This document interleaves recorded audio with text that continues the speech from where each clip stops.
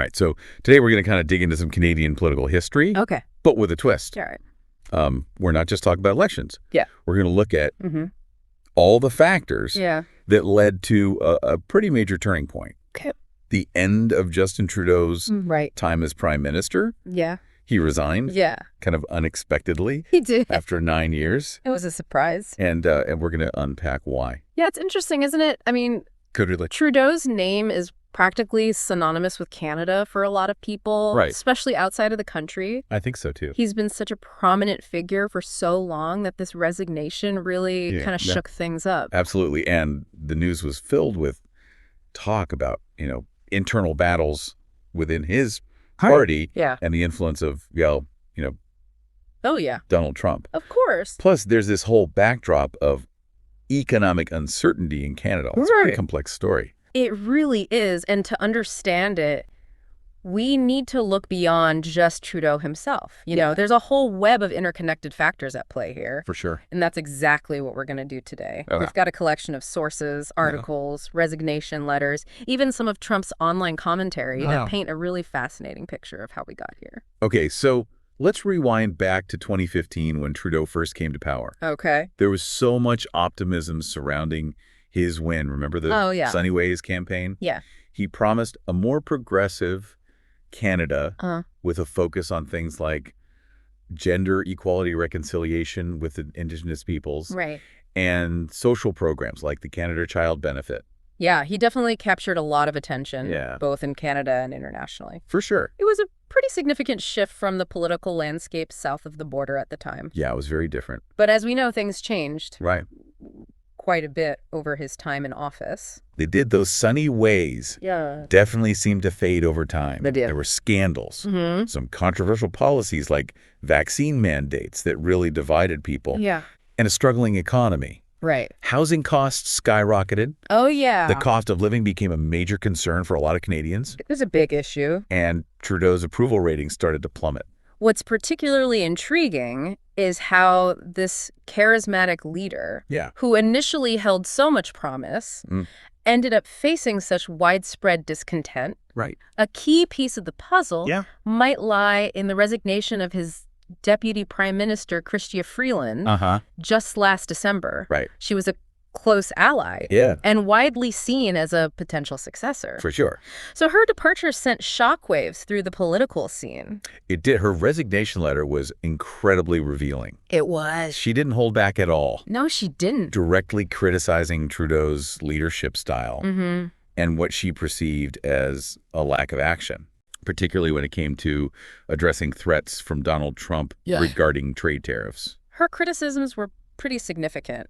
Yeah. She essentially accused Trudeau of prioritizing political gimmicks over real solutions, especially when it came to protecting Canada's economic interests. Yeah. This wasn't just about personality clashes. Right. It pointed to deeper divisions Yeah. within the Liberal Party itself. And to make things even more complicated, Huh. the Liberals were governing as a minority government, Right. which means they needed the support of other parties Yeah. to pass legislation. Right. Minority governments in Canada require constant negotiation and compromise. Oh, for sure. It puts a lot of pressure on the ruling party Sure. to maintain the support of other parties. Right. And in Trudeau's case, that support began to dwindle. Interesting. The New Democratic Party and the Bloc Québécois, which had previously helped prop up the Liberal government, started to voice their dissatisfaction. So we've got growing internal dissent within the party, Yeah. increasing public dissatisfaction with Trudeau's leadership, Definitely. and a weakening grip on power due to the dynamics of a minority government. It all adds up. It's no wonder his opponents saw this as a prime opportunity to push for change. Exactly. They really capitalized on this growing sense of unease and hammered home the message that it was time for new leadership. Yeah, for sure. It was a perfect storm of Right. political circumstances Yeah. that led to this turning point. Okay, so that's kind of the background. Right. But now let's add another layer to this whole situation. Okay. I think we all know who I'm talking about. I think I do. The Donald. Ah, yes, the Trump factor. Right. Can't forget about that. Exactly. We can't talk about Canadian politics during this period without addressing the elephant or maybe the tweeting mammoth Right. in the room, Donald Trump. It's true. Trump's presidency cast a long shadow over Trudeau's time in office. His threats to impose a 25% tariff on Canadian goods created a lot of anxiety for the Canadian economy, especially industries reliant on exports to the U.S. Right. And beyond the economic pressure, there was the constant barrage of insults and belittling comments. Oh, yeah. He didn't hold back. Directed at Trudeau. Nope. Trump called him weak. Oh, suggested that Canada should become the 51st state. Oh, wow. Which really struck a nerve with many Canadians. Yeah, I can imagine. It was a complex situation for Trudeau to navigate. It was. He had to try to protect Canada's economic interests while also maintaining a working relationship with the U.S., which is Canada's largest trading partner. Exactly. A delicate balancing act. Yeah. And some argue that Trudeau struggled to find the right approach. And just to add insult to injury. Oh, no. After Trudeau resigned, Trump actually posted online. He did. Taking credit for it. Oh, wow. And making that 51st state jab again. Really? It really highlights how much influence he had. He did have a big presence. Even from outside the Oval Office. Absolutely. Trump's unpredictable and often aggressive style of politics definitely had a ripple effect on Canadian politics. Yeah, for sure. He was a constant wild card that Trudeau had to contend with, which undoubtedly added to the pressures he was facing. Yeah, it's kind of like, he had all this stuff going on at home. Right. But then he had to deal with Trump, too. It was like a double whammy. Okay, so we've got internal divisions within the Liberal Party. Yeah. Economic concerns and the whole Trump factor swirling around. A lot going on. But what about the Canadian people? Yeah, good question. How are they reacting to all of this? It's interesting because there were mixed reactions to Trudeau's resignation. Okay. Some people were relieved to see him go, viewing it as the end of an era marked by unfulfilled promises and a disconnect from the everyday realities. Yeah, faced by many Canadians. I can see that. Yeah. There was a sense that maybe the sunny ways optimism had faded, and some people felt like the government wasn't addressing the issues that mattered most to them. Exactly. But at the same time, there were also Canadians who expressed contentment with Trudeau's governance. Interesting. They pointed to his achievements in areas like social programs and environmental policy. Right. And they appreciated the stability he provided during some pretty turbulent times. Yeah, like the COVID-19 pandemic. Exactly. So it seems like Trudeau's legacy is going to be debated for a while. It probably will. With some people focusing on the positives and others on the negatives. I think so. But one thing's for sure, Canada is at a crossroads right now. With Trudeau stepping down, all eyes are on the upcoming election and who might emerge as the next leader. Yeah, it's going to be interesting. It is, a few names have been circulating, each with their own strengths and potential challenges. Like, who, give us the inside scoop. Well, there's Mark Carney, who has a strong background in finance and economics, having served as the governor of both the Bank of England and the Bank of Canada. Wow, impressive. His expertise could appeal to voters who are worried about the rising cost of living and economic stability. Yeah, in times of economic uncertainty, someone with his experience could be seen as a steady hand. Exactly. Who else is in the running? Yeah, who else? Well, another potential contender is Mélanie Joly. Okay. She served as foreign minister under Trudeau and has a lot of experience on the world stage. Yeah. This could be a strong point for her, especially with those looking for a leader who can confidently navigate complex international relations. Especially given the current geopolitical climate. Yeah. Having someone with her foreign policy experience might be seen as a real asset. Definitely. And of course, we can't forget about Chrystia Freeland. Oh, right. Despite her very public resignation and criticisms of Trudeau, she's still a popular figure within the Liberal Party and has a strong base of support. It's interesting how she went from being a close ally to a vocal critic of Trudeau. Yeah. It definitely adds another layer of complexity to the leadership race. It does, and it highlights just how much uncertainty there is surrounding this election. It does. There are a lot of factors at play. Yeah. What are some of the main ones? Well, the economy, of course. Of course. Social divisions. Right. Canada's place in the world. And it's going to be fascinating to see how it all unfolds. It's like we're at the beginning of a brand new chapter in Canadian politics. It really is a new era. Speaking of Canada's place in the world, I'm curious about how this leadership transition might impact the relationship with the U.S.? That's a crucial question. Especially after everything that happened with Trump. The next Canadian leader will inherit a relationship that has been, let's just say, tested in recent years. To put it mildly. Yeah. We talked about those tariffs on steel and aluminum. And the renegotiation of NAFTA was a pretty tense period for both countries. Absolutely. And while Trump is no longer in office, the economic and political realities haven't drastically changed. Yeah. Canada's economy is still closely tied to the U.S. It is. And any future leader will need to figure out how to navigate that relationship effectively.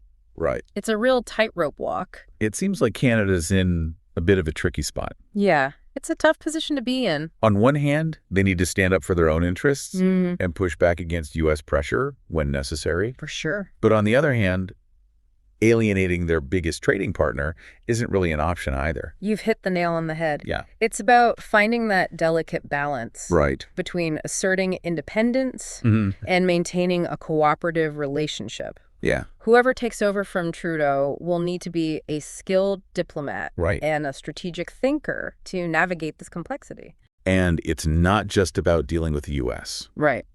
We've seen a lot of internal division within Canada itself lately. We have. Issues like vaccine mandates and the Freedom Convoy protests really expose some deep societal fractures. You're right to bring that up. Yeah. Those events tapped into some pre-existing anxieties and frustrations that were bubbling beneath the surface of Canadian society. Exactly. And they raise important questions about social cohesion and how to address these divisions going forward. Yeah, it's not just those specific events either. No. It feels like there's a broader sense of unease, a questioning of long-held values and institutions that goes beyond any single issue. That's a really insightful observation. We're seeing similar trends in many parts of the world. Yeah. This rise of populism, skepticism towards traditional authority, and a search for new ways of doing things. Right. Canada is definitely not immune to these global shifts. So as we kind of wrap up this first part of our deep dive into the end of the Trudeau era, what are the big takeaways? I think it's important to remember that this isn't just about one politician's career. Right. The end of Trudeau's time as Prime Minister is a symptom of much larger forces at play, economic shifts, evolving social values, and a changing global landscape. Those are huge, complex forces. They are. It makes you wonder how any leader can effectively address them. Exactly. And that's part of what makes this moment so fascinating. Okay. Canada is entering a new chapter, facing both internal and external pressures. And the choices made by the next leader will have a significant impact in the country's future. It makes me think about Trudeau's father. Oh, yeah. Pierre Trudeau. Pierre-Éliott Trudeau. Who is such a dominant figure in Canadian politics for decades. He was a giant. It's almost like Justin Trudeau's departure marks the end of an era. The closing of a chapter in Canadian history. It's a powerful symbol, isn't it? Yeah. And it raises questions about what Justin Trudeau's legacy will ultimately be. Right. Will he be remembered for the initial hope and optimism of the Sunny Ways period? Yeah. Or will the focus be on the controversies and challenges that marked his later years in office? It seems like there will always be differing opinions on that. Probably. He did champion progressive policies. He did. Advocated for diversity and inclusion, and tried to position Canada as a leader on the global stage. Yeah. Especially on issues like climate change. He also had to deal with some incredibly difficult circumstances. He did. The Trump presidency, the COVID-19 pandemic Sure. situations that would test any leader's abilities. Absolutely. But there were also the scandals, the perception that he sometimes prioritized style over substance, and that disconnect some people felt between his government and their everyday struggles. It's a complicated picture. It is. And I think it highlights the complexities of leadership itself. Yeah. There's no such thing as a perfect leader. Right. And even the most well-intentioned individuals will make mistakes and face criticism. So as we come to the end of this first part of our deep dive, I'm left with the feeling of, I don't know, anticipation. Yeah. It feels like we've uncovered all these factors that led to this point. Right. But the story isn't over. It's not. It's like we're on the edge of something new. Yeah. And it's both exciting And a little bit uncertain. That's a great way to put it. Yeah. We've explored the rise and fall of sunny ways, the internal struggles within the Liberal Party, the impact of the Trump presidency, and the anxieties that many Canadians are feeling. It's a lot. It is. But the big question now is, what comes next? What kind of leader will emerge from this political shakeup? Yeah, will they be able to bridge the divides within Canadian society? Can they restore trust in government? Good questions. And address the economic concerns that so many people are facing. And how will they navigate Canada's relationship with the U.S. and the rest of the world? Huge questions. There are no easy answers to these questions, but by understanding the forces that have shaped this moment, we can better appreciate the challenges and opportunities that lie ahead. For sure. So we've covered a lot of ground already. We have. But we'll be back to continue this deep dive in part 2. I'm looking forward to it. So until then, think about all this stuff. Yes, definitely. And we'll pick it up next time. Sounds good. So we were talking about these divisions within Canada. Yeah, those societal fractures. Right, and it's not just about those specific events like the vaccine mandates or the Freedom Convoy. Yeah, it feels like there's something bigger going on. Definitely. There's a broader sense of unease, I think. Right, like a questioning of those like long-held values and institutions. Exactly. And it goes beyond any single issue. It does seem like we're seeing this kind of thing in other parts of the world, too. That's a good point. We are this rise of populism, skepticism towards authority, people looking for new ways of doing things. Yeah. Canada's not immune to all of that. So as we wrap up this deep dive into the end of the Trudeau era, what are the big takeaways here? I think the most important thing to remember is that this isn't just about one politician's career. Right. It's bigger than that. Trudeau's time as prime minister ending, it's a symptom of these much larger forces at play. Like what kind of forces? Well, we've got economic shifts, for one, evolving social values, a changing global landscape. Those are some pretty huge, complex forces. They really are. It makes you wonder how any leader can deal with all that. Exactly. And that's what makes this whole situation so fascinating. Okay, how so? Well, because Canada is entering this whole new chapter. Right. They're facing internal pressure, external pressures. Yeah. And the choices that this next leader makes, they're going to have a huge impact on the country's future. It makes me think about Trudeau's dad. Oh, yeah. Pierre Trudeau. Pierre Trudeau. Right. He was such a powerful figure in Canadian politics. Oh, for sure. For decades. It's like Justin Trudeau leaving. It kind of marks the end of an era. It does, doesn't it? The closing of a chapter in Canadian history. It makes you think about what Justin Trudeau's legacy will be. It really does. What will people remember him for? Yeah. Like, will it be that hope and optimism? Yeah, the sunny ways. On the beginning? Right. Or will it be those controversies and challenges from later on? There will always be different opinions on that. I think so. I mean, he did push for those progressive policies. Yeah, he did. Diversity, inclusion, tried to make Canada a leader globally. Right, especially with climate change. But he also had to deal with some really tough stuff. Oh, yeah. The Trump presidency. Definitely. The COVID-19 pandemic. Things that would test any leader. Yeah. And then there were scandals. Right. And that perception that he cared more about style than substance. Yeah. And some people felt like his government wasn't connected to their everyday struggles. It's complicated for sure. It really is. And it shows how complicated leadership is in general. Right. There's no perfect leader. Yeah, no matter how good their intentions are, everyone makes mistakes. Everyone faces criticism. So as we end this deep dive, I'm left feeling, I don't know, anticipation, maybe. Okay, I see that. Like, we uncovered all these factors that got us to this point. Yeah. But it's not the end of the story. Definitely not. It's like we're about to start something new. Right, a new chapter.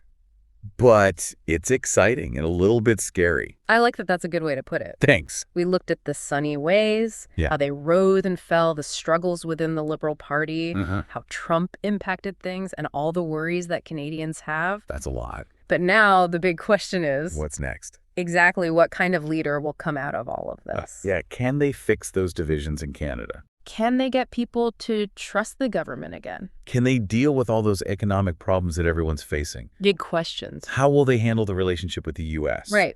And the rest of the world. So many huge questions. There are no easy answers. No. But we understand the things that got us here. And that understanding will help us see the challenges and opportunities ahead. That's a good point. So what do you think could come out of all of this? Well, I think maybe, just maybe, this is a chance for Canada to kind of redefine itself on the world stage. Interesting. To find a new path that really shows what it stands for. That's a really interesting thought. Thanks. It highlights how this internal political change could actually impact things globally. Yeah, like how a change in Canadian leadership could have a ripple effect. Exactly. It could impact North America, the whole world even. It's a lot to think about. It is. We've talked about a lot in this deep dive. We have, but as we always say, the real learning starts when you look at the material yourself. Absolutely. We want you, our listener, to go deeper with these sources. Really think about the questions we've asked. Come to your own conclusions about this important time in Canadian history. Because in the end, Canada's future is a story that we're all writing together. Yeah, it makes you wonder how a change in Canadian leadership might ripple outwards. Right? Impacting not just North America, but the global landscape as well. It is a lot to consider. It is. We've covered a lot of ground in this deep dive. We have.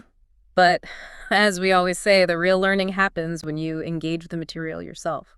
Absolutely. Yeah. We encourage you, our listener, to explore these sources in more depth. Yeah, go deeper. To grapple with the questions that we've raised and to form your own conclusions about this pivotal moment in Canadian history. Yeah, because ultimately the future of Canada is a story that we're all writing together. Well said. Thanks for joining me on this deep dive. It's been a pleasure. It's been really fascinating to explore all of this with you. Likewise, I always learn something new when we have these conversations. Me too. And hopefully our listeners did as well. I hope so. So to everyone listening out there, thanks for tuning in. Thanks for being here. And we'll see you next time for another deep dive. Until then, keep exploring.